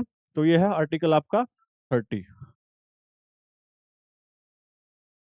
अनुच्छेद 30 आपको इजाजत देता है कि कोई भी जो माइनॉरिटीज है, अल्पसंख्यक है, अपना क्या है, मदरसा वगैरह एजुकेशनल पर्पज के लिए खोल सकते हैं। Minority can establish there educational institutions, उसमें मदरसा आते हैं। तो आर्टिकल 30 ये बोलता है। अब इसके बारे में बात करें, 1772, 1783, 1781, 1774, तो ये इसका आंसर आपको देखने को मिलेगा 1781 में। 1871 में क्या हुआ था, इन्होंने वॉन हेस्टिंग्स ने अरबी फारसी और इस्लामी जो कुछ इस धर्म के लोग थे उन्होंने उनको पेटिशन डाला था, रिक्वेस्ट किया था, तो उसके बाद उन्होंने 1781 में एक मदरसा खोला था कोलकाता में। 1781 इसका आंसर है। थोड़ा सा टिपिकल क्वेश्चन है, थोड़ा डिटेल में पढ़ने वाला क्वेश्चन है, ठीक है। 1781 में हुआ था ये। उसके अलावा वो हेस्टिंग्स ने और क्या किया था, उसके अलावा एक और काम किया था। 1784 में एक सोसाइटी बनी थी जिसको हम बोलते हैं एशियाटिक सोसाइटी ऑफ बंगाल। ये सारे क्वेश्चन पूछे जाते हैं भाई। एशियाटिक सोसाइटी ऑफ बंगाल, इसको इन्होंने विलियम जोन्स के साथ मिलकर एस्टेब्लिश किया था। विलियम जोन्स के साथ मिलकर क्या किया था, एस्टेब्लिश किया था। विद विलियम जोन्स, ध्यान रहे, विद विलियम जोन्स, इसके साथ इन्होंने क्या किया था, एस्टेब्लिश किया था इसको 1784 में। ठीक है, इंपॉर्टेंट है, पूछे जाते हैं, सारी चीजें पूछे जाती है। 1784 में ये एक और एक्ट आया था जिसको हम क्या बोलते हैं, पिट्स इंडिया एक्ट बोलते हैं। ठीक है, बस इतना जान लो अभी के लिए, तो आगे हिस्ट्री क्लास में फिर बताऊंगा। Pitt's India act, Pitt's India act आया था 1784 में ही, वो। ठीक है, तो एक ये हो गया आपका, इसी के टाइम पे आया था। इसी के टाइम पीरियड में जो मराठा और अंग्रेज थे उनके बीच में कंफ्लिक्ट चला था, पहली लड़ाई हुई थी जिसको हम बोल देते हैं फर्स्ट एंग्लो मराठा वॉर। क्या बोल देते हैं उसको हम, फर्स्ट एंग्लो मराठा वॉर बोल देते हैं मेरे भाई। फर्स्ट एंग्लो मराठा वॉर, इसी के टाइम पे हुआ था, वॉन हेस्टिंग के टाइम पे, जो कई साल तक चला, लगभग 1775 से लेके 1782 तक चला। 1772 से लेके 1782 तक चला, और ये खत्म हुआ था एक ट्रीटी होके जिसको बोलते हैं ट्रीटी ऑफ सलबाई। ये भी पूछा जाता है भाई, ट्रीटी ऑफ सलबाई। ठीक है,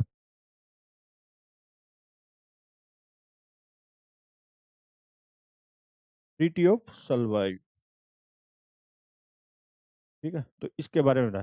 तो ये सारा एक इस क्वेश्चन का निचोड़ था। निचोड़ में क्या है कि जो वॉन हेस्टिंग्स के टाइम पीरियड का ये जो मदरसा खोला हुआ 1781 में, वॉन हेस्टिंग 1772 में बंगाल के गवर्नर बने। उसके बाद 1773 से लेकर 1785 तक गवर्नर जनरल ऑफ बंगाल बने। उसके बाद फिर आगे प्रोसेस होती चलती रहेगी, फिर गवर्नर जनरल ऑफ इंडिया बनेंगे, फिर वॉइस रॉय की टर्म आएगी, governor general of India Bentinck बना, फिर कैनिंग, तो आगे आगे मैं बताऊंगा चीजें। ठीक है, तो फर्स्ट गवर्नर जनरल बंगाल बने 1772 में। आर्टिकल 30 बोलता है आपको, आर्टिकल 30 बोलता है कि माइनॉरिटीज है ना अपने एजुकेशनल इंस्टीट्यूशन एस्टेब्लिश कर सकती हैं। आर्टिकल 30 बोलता है, ये इंपॉर्टेंट सवाल है। एशियाटिक सोसाइटी ऑफ बंगाल 1784 में विलियम जोन्स के साथ मिलकर किसने बनाई, ये बनाई वॉन हेस्टिंग्स ने। और पिट्स इंडिया एक्ट भी आपको कब देखने को मिलेगा, 1784 में ही देखने को मिलेगा। पहला एंग्लो मराठा वॉर 1775 से 1782 के टाइम पे चला, वॉन हेस्टिंग्स के साथ ही चला। और उस टाइम पे फिर एक ट्रीटी हुई जिसको बोलते हैं treaty of Salbai. Important treaty है भाई, ध्यान रखना, इंपॉर्टेंट है मेरे भाई, ध्यान रखना। ठीक है, तो ये हो गया। और अब आगे चलते हैं भाई, आगे क्या है, एक सेकंड।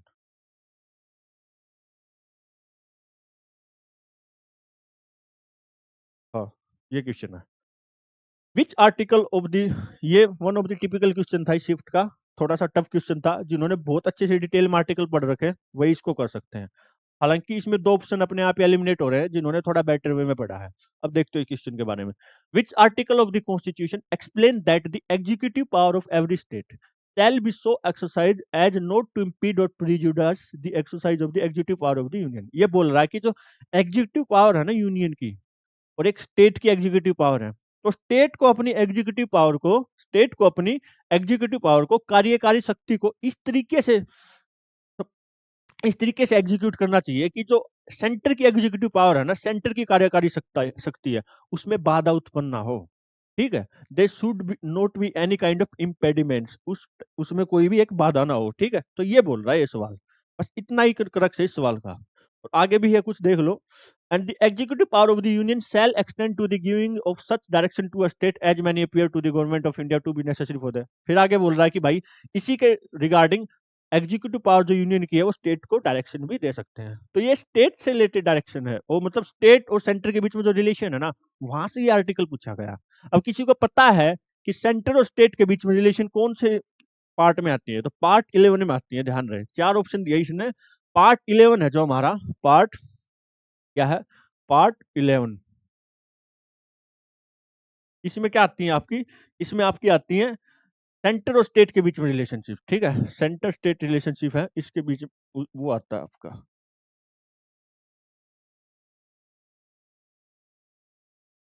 ठीक है, ये पार्ट आपका 11 बोलता है, ठीक है भाई।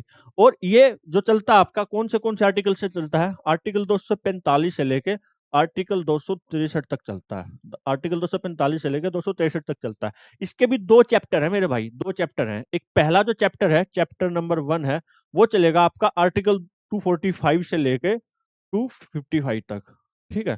तो दूसरा चैप्टर आपका वो चलेगा आपका 255 से लेके 263 तक, ठीक है, 255 से लेकर 263 तक चला। तो अगर जो पहला पार्ट है ना, इसमें बात की गई है लेजिस्लेटिव रिलेशंस की, बात की गई है, किसकी बात की गई है, लेजिस्लेटिव रिलेशंस उनकी बात की गई है भाई। और जो दूसरे वाला पार्ट है ना, इसके बारे में बात इसमें की गई है एडमिनिस्ट्रेटिव रिलेशंस के बारे में बात की भाई, एडमिनिस्ट्रेशन कैसा किया जाएगा, एग्जीक्यूशन, एग्जीक्यूटिव पावर की जो बात चल रही है ना, वो ये यहीं पे आएगा, एडमिनिस्ट्रेटिव रिलेशंस की बात चल रही है, ठीक है।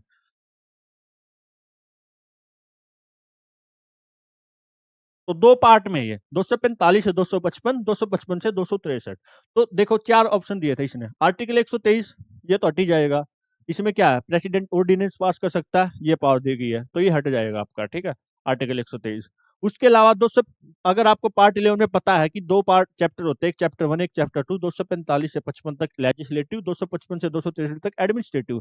तो एडमिनिस्ट्रेटिव की बात चल रही है, अगर क्वेश्चन पढ़ के आप समझोगे इतना, पॉलिटी थोड़ा ढंग से पढ़ा है, तो ये वाला भी कर दोगे आप खत्म, आर्टिकल 247 भी खत्म कर दोगे, तो 261 और 257 बच जाएगा। नहीं भी पढ़ा है तो लगभग 50% प्रोबेबिलिटी तो आपकी ठीक होने की हो ही गई, दो ऑप्शन तो आपने हटा ही दिए, ठीक है। तो ये जो जिक्र किया गया ना, वो आर्टिकल 257 में किया गया है मेरे भाई, ठीक है। आंसर क्या है इसका, आर्टिकल 257 इसका आंसर आपको देखने को मिलेगा। पार्ट 11 जो सेंटर स्टेट रिलेशंस की बात करता है, आर्टिकल 245 से 63 तक दो चैप्टर हैं, उनमें से ये क्वेश्चन पूछा गया, थोड़ा सा टिपिकल क्वेश्चन था, थोड़ा जिसने अच्छे से आर्टिकल पढ़े हैं वो करके आ जाएगा इसको, ठीक है। जिसने मेन मेन आर्टिकल पढ़े हैं उसके लिए थोड़ा डिफिकल्ट होगा, जिसने थोड़ा सा और डिटेल में पढ़ा, जो अक्सर पूछता है टीसी से ऐसे क्वेश्चन, पढ़ने की जरूरत भी है आपको। और इसलिए एक मैं बोलता हूँ हमेशा कि जो क्वेश्चन के चार ऑप्शन होते हैं ना, उनका निचोड़ अच्छे से दूर करो, उनको अच्छे से देखो, वहां से जीएस है ना आपकी, जो अपने आप इंप्रूव होती चली जाएगी, और वो याद भी रहता है। एक डायरेक्ट आप किताब से पढ़ते हो, एक ऑप्शन का एनालिसिस करते हो ना, दोनों में फर्क होता है। एक पढ़ना होता है, वो अपनी जगह है, आपका कॉन्सेप्ट बिल्डिंग है, आपको तैयार कर रहा है, लेकिन ऑप्शन के एनालिसिस करते हो ना, वो चीजें आपकी मेमोरी में बैठती हैं, आपको बहुत बार याद होता है कि यार उस मॉक में मैंने एक क्वेश्चन दिया था, वहां पे आया था ये, फिर वहां से छोटे छोटे नोट्स बना लोगे ना अपने ऑप्शन की एनालिसिस करके, तो आपकी तैयारी और भी बेहतरीन होगी, वहां से आपको एक डिफरेंस नजर आएगा आपकी तैयारी में, ठीक है। तो और क्या बात कर सकते हैं इसके बारे में हम, चैप्टर 1 चैप्टर 2 की बात की, एडमिनिस्ट्रेटिव पावर की बात की, लेजिस्लेटिव पावर की बात की। हाँ, आर्टिकल 123 क्या है, आपको पता होना चाहिए, इंपॉर्टेंट और फेवरेट क्वेश्चन है ये एसएससी का। प्रेसिडेंट क्या पास करता है इसके थ्रू, प्रेसिडेंट को पावर दी गई है ऑर्डिनेंस पास करने की, ठीक है। इसके पास ऑर्डिनेंस मतलब अध्यादेश पास कर सकता है, ठीक है, अध्यादेश की पावर दी गई है किसको, प्रेसिडेंट को, राष्ट्रपति को। आगे चलते हैं। Which of the following statement correctly defines the green revolution, निम्नलिखित में से कौन सा कथन हरित क्रांति को सही ढंग से परिभाषित करता है। बड़ा आसान क्वेश्चन है। पहला ऑप्शन क्या, it is a new strategy in agriculture to produce food grains specially wheat and rice. क्या है कि भाई यह कृषि में खाद्यान्न विशेष रूप से गेहूं और चावल का उत्पादन करने की एक नई रणनीति है। सबको ही पता है यार, ये पहला ही ऑप्शन लगा दोगे आप देखते ही कि उस टाइम पे क्या हुआ था, जब मतलब अनाज की कमी पड़ी थी हमारे देश में, तो उस टाइम पे ग्रीन रिवॉल्यूशन लेके आए थे, और उसमें क्या किया गया था, जो खाद्यान्न से रिलेटेड जो आपके फूड ग्रेन्स हैं, उनका और ज्यादा फूड प्रोडक्शन हो सके, और ज्यादा अनाज की पैदावार हो चुके, उसी के लिए तो क्या लेके आए थे, ग्रीन रिवॉल्यूशन लेके आए थे। और उसमें भी मेनली फोकस किया गया था गेहूं और चावल में, जो आपका अपना ये पंजाब हरियाणा वेस्टर्न यूपी वाला एरिया हो गया, उसके अलावा फिर इधर साउथ में जाओ तो तमिलनाडु आंध्र प्रदेश, इनको तो बहुत ज्यादा बेनिफिट मिला था उस टाइम पे इसको, ग्रीन रिवॉल्यूशन का, तो इसी पे ज्यादा फोकस किया गया था। बस यही है, आगे वाले ऑप्शन में तो कुछ खास नहीं है, न्यू स्ट्रेटेजी फॉरेस्ट से रिलेटेड कुछ नहीं था इसमें सच, ग्रीन कलर का कोई मतलब नहीं है। उसके अलावा नई स्ट्रेटेजी है ये, यूज हर्बल प्रोडक्ट्स के लिए भी नहीं था। आपको पता है तीन ऑप्शन फालतू के डम ऑप्शन दिए हैं, पहला ऑप्शन है, करके आ जाओगे आराम से। हाँ, ग्रीन रिवॉल्यूशन से ये तो अपने आप ही कर लेते जब मुक देते, मेरा काम है उसको इनहांस करना, ऑप्शन की एनालिसिस करना, या उससे रिलेटेड कुछ ऐसी बातें बताना आपको जो आपके एग्जाम में पूछी जाए और बहुत अच्छे से ढंग से आप करके आओ उसको। तो बात करते हैं अभी। देखो, फादर ऑफ ग्रीन रिवॉल्यूशन पूछ लेते हैं बहुत बार, फादर ऑफ ग्रीन रिवॉल्यूशन पूछ लेते हैं। तो ये किसको बोला जाता है? वर्ल्ड लेवल पे बात कर रहा हूँ मैं, वर्ल्ड लेवल पे बात कर रहा हूँ मेरे भाई। फादर ऑफ ग्रीन रिवॉल्यूशन किसको बोलते हैं? नॉर्मन बारलोग को बोला जाता है। किसको बोला जाता है? नॉर्मन बारलोग को बोला जाता है। वर्ल्ड लेवल की बात कर रहा हूँ मैं, इंडिया की बात नहीं कर रहा हूँ, पूरी दुनिया की बात कर रहा हूँ भाई। जिसके लिए इनको पीस प्राइज भी मिला था 1970 में। 1970 में क्या मिला इनको? पीस प्राइज भी मिला था 1970 में। ये भी पूछ सकते हैं कि नॉर्मल बारलोग को नोबेल पीस प्राइज कब मिला था? 1970 में मिला था।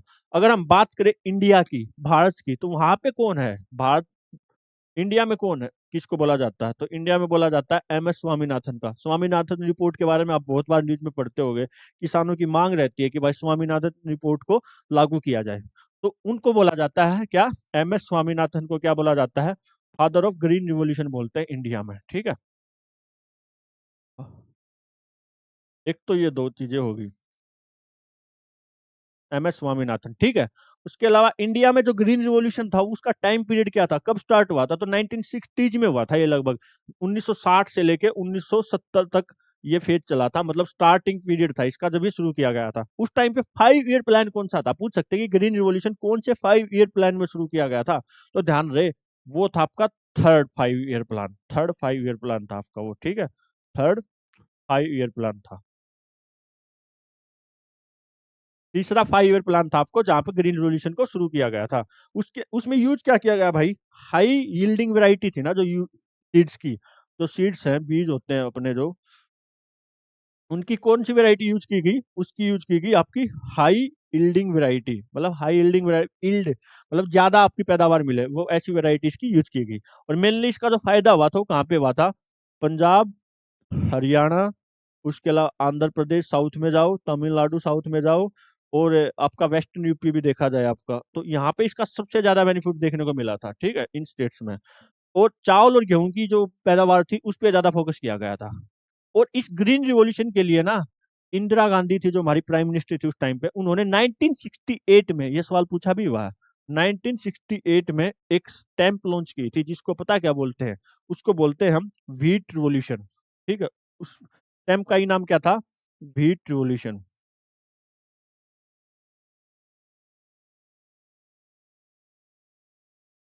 ठीक है भाई। तो व्हीट रिवॉल्यूशन उसका नाम था, ठीक है। तो ये कुछ इंपॉर्टेंट बातें हैं कि father of green revolution Norman Borlaug को बोला जाता है। 1970 में पीस प्राइज भी मिला। इंडिया में एम एस स्वामीनाथन को बोला जाता है। और high yielding variety of seeds use की गई इसमें ग्रीन रिवॉल्यूशन में, ठीक है। मेनली चावल, राइस, और उस पे क्या, गेहूं पे फोकस किया गया, ठीक है, व्हीट पे फोकस किया गया। Punjab, Haryana, Andhra Pradesh, Tamil Nadu, western UP mainly focus यहाँ पे फायदा यहाँ पे देखने को ज्यादा मिला।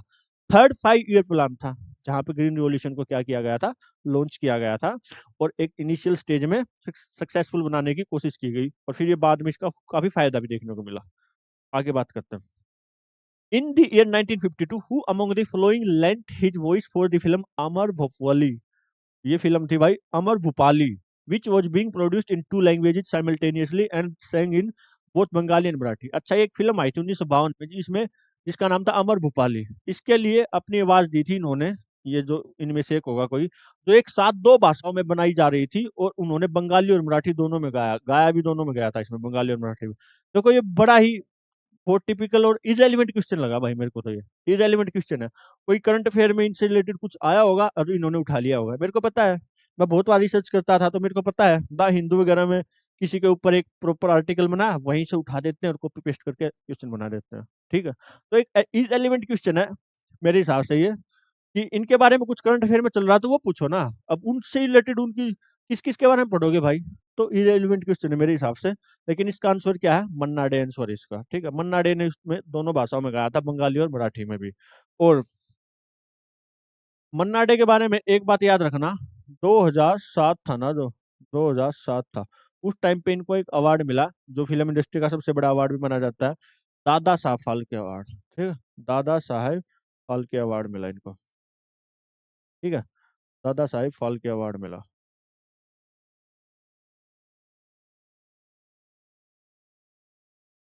ठीक है, तो ये बात ध्यान रखनी है आपको। दादा साहब फाल्के अवार्ड इनको मिला था, मन्ना डे को। आगे बात करते हैं। आगे बात करेंगे, in which part of India does the hot wind loo blow? क्या भारत के किस भाग में गर्म हवा लू चलती है? लू, लू के बारे में तो सुना ही होगा, हरियाणा, राजस्थान, इधर बोलते हैं लू चल रही है भाई, बहुत गर्म सूखी हवाएं होती है। हॉट विंड होती है ये, हॉट एंड ड्राई विंड होती है, बिल्कुल कोई मॉइस्चर नहीं होता। हॉट एंड ड्राई विंड होती है लू। तो ये कहाँ पे चलती है आपके? ये राजस्थान में देखने को मिलेगी, फिर हरियाणा, फिर इधर इस हिस्से में देखने को मिलेंगी आपको, हरियाणा, वेस्टर्न यूपी, इधर यहाँ पे मतलब नॉर्थ इंडिया में देखने को मिलेंगी मेनली आपको, ठीक है। तो आपको नॉर्थ इंडिया में देखने को मिलेंगी, तो आपका क्या आएगा, north and north western India, Rajasthan, इधर फिर गुजरात तक चले जाओ तो वहां पे देखने को मिलेंगी आपको। तो north and north western India में आपको देखने को मिलेंगी क्या, लू देखने को मिलेंगी, ठीक है। मैप का जो इधर का हिस्सा होता है ना, उधर की साइड देखने को मिलेंगी आपको। अब बात करते हैं इस क्वेश्चन के बारे में। लू की बात तो होगी भाई, हॉट एंड ड्राई विंड होती है ये। कुछ और ऐसी विंड बताता हूँ जो एग्जाम में पूछी जाती है बार बार, ठीक है। एक विंड होती है जिसका नाम पता है क्या? उसका नाम है चिनूक। ध्यान से सुनना, क्या नाम है? चिनूक। चिनूक नाम की एक विंड होती है, ये पता कहाँ पे चलती है? ये चलती है नॉर्थ अमेरिका के रॉकी माउंटेन्स है ना, वहां पे चलती है। और इतना ड्राई होती है कि वहां पे जो माउंटेन्स में बर्फ होती है ना, उसको पिघला देती है। इसलिए इसका एक नाम भी रख दिया, स्नो ईटर, कि भाई बर्फ को ही खा जाती है। इसका नाम भी क्या रख दिया? स्नो ईटर नाम रख दिया इसका। कहाँ देखने को मिलेगी आपको? ये देखने को मिलेगी आपको नॉर्थ अमेरिका में देखने को मिलेगी भाई, नॉर्थ अमेरिका में देखने को मिलेगी। नॉर्थ अमेरिका में रॉकी माउंटेन्स हैं वहां पे स्पेशली, ठीक है।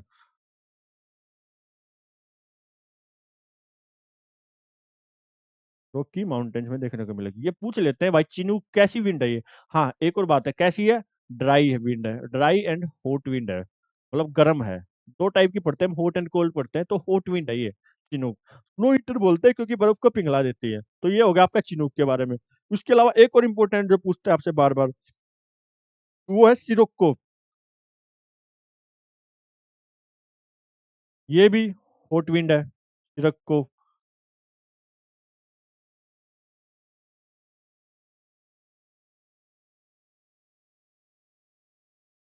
ये कहाँ से कहाँ चलती है? ये चलती है सहारा टू मेडिटेरियन सी है ना, वहां से वहां चलती है। इसके बारे में यही एक बार बार पूछा जाता है कि चलती कहाँ से कहाँ है। तो सहारा है जो, सहारा टू मेडिटेरियन सी, वहां चलती है भाई ये।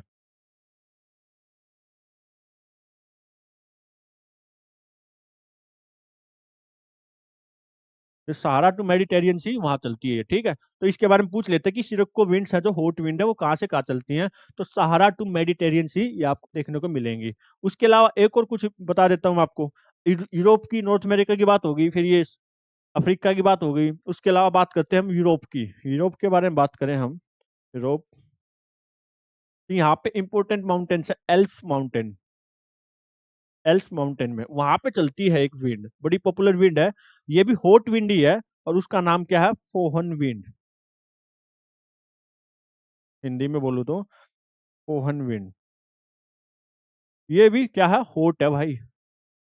ये सारी जो विंड मैंने बताई है आपको, ये फोहन विंड, ये यूरोप के एल्प्स माउंटेन में चलती है, हॉट विंड है। सिरक्को सहारा टू मेडिटेरियन सी चलती है, हॉट विंड है। चिनूक स्नो हीटर भी बोलते हैं, नॉर्थ अमेरिका के रॉकी माउंटेन्स में चलती है, ड्राई एंड हॉट विंड है, बर्फ को पिघला देती है, इसलिए इसको स्नो हीटर भी बोलते हैं। अब एक कोल्ड भी बता दूं क्या, जो एग्जाम में कई बार पूछी जाती है, एग्जामिनर की फेवरेट है, तो मिस्ट्रेल का नाम ध्यान रखना। मिस्ट्रेल विंड्स, ठीक है। ये जो विंड है ना, ये चलेंगी आपकी कहाँ पे? फ्रांस में चलेंगी, फ्रांस में। और ध्यान रहे, ये कैसी विंड है? कोल्ड विंड है, कोल्ड। ये जितनी भी मैंने बताई थी ना आपको, ये कैसी विंड थी? ये हॉट विंड थी, लेकिन ये कौन सी है? कोल्ड विंड है। ये ध्यान रखना आपको। आगे चलते हैं। नेक्स्ट क्वेश्चन है, at which Olympics did Gagan Narang win a bronze medal? Gagan Narang ने किस ओलंपिक में कांस्य पदक जीता था? गगन नारंग के बारे में बात सुननी पड़ेगी आपको, क्योंकि पूछा हुआ है एग्जाम में। तो लंदन 2012 में इन्होंने जीता था। तो लंदन 2012 में आपके ओलंपिक हुए थे ना, तो उसके बारे में, हाँ, लंदन 2012 ओलंपिक्स में इन्होंने ब्रोंज मेडल जीता था। और कौन से उसमें शूटिंग में जीता था भाई, शूटिंग में, शूटिंग में जीता था, शूटिंग में।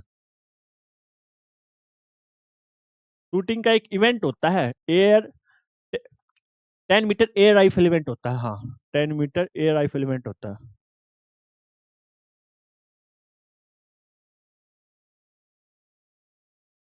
ठीक है। तो 10 मीटर एयर राइफल इवेंट में इन्होंने ब्रॉन्ज जीता था। कब? लंदन 2012 ओलंपिक्स हुए थे वो। अब ओलंपिक्स की बात चल रही है तो कुछ इंपोर्टेंट बातें जान लो। 2012 की बात चल रही है। बीजिंग 2008 की बात अगर हम करते तो इसमें दो बड़े इंपोर्टेंट इवेंट हुए थे, कई सारे हुए थे एक्चुअली, लेकिन दो इंडिया के हिसाब से देखा जाए तो देखो, एक तो था अभिनव बिंद्रा का। अभिनव बिंद्रा ने क्या किया था? अभिनव बिंद्रा ने गोल्ड जीता था बीजिंग 2008 में। क्या जीता था? गोल्ड जीता था भाई, गोल्ड मेडल जीता था बीजिंग 2008 में। 10 मीटर एयर राइफल इवेंट था, जो 10 मीटर एयर राइफल इवेंट है, इसी इवेंट में इन्होंने क्या जीता था? गोल्ड जीता था। 2012 में गगन नारंग ने इसमें क्या जीता? ब्रोंज जीता। लेकिन उससे पहले 2008 में अभिनव बिंद्रा ने गोल्ड जीता, और पहले इंडियन बने थे, फर्स्ट इंडियन बने थे जिन्होंने क्या जीता था? इंडिविजुअल गोल्ड जीता था, मतलब अकेले ने गोल्ड जीता था भाई।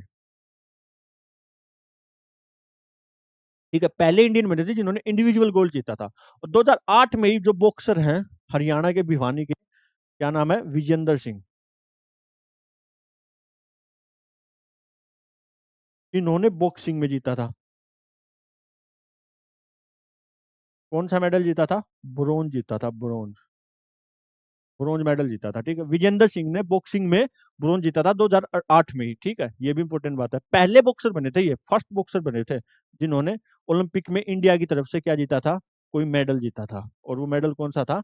ब्रोंज मेडल जीता था। ठीक है, मॉडर्न ओलंपिक्स की बात करें तो कब शुरू किए गए थे? तो 1896 में शुरू किए गए थे मॉडर्न ओलंपिक्स। और इनको शुरू करने वाला बंदा क्या था? उसका नाम था पीरे डी क्यूबर्टिन।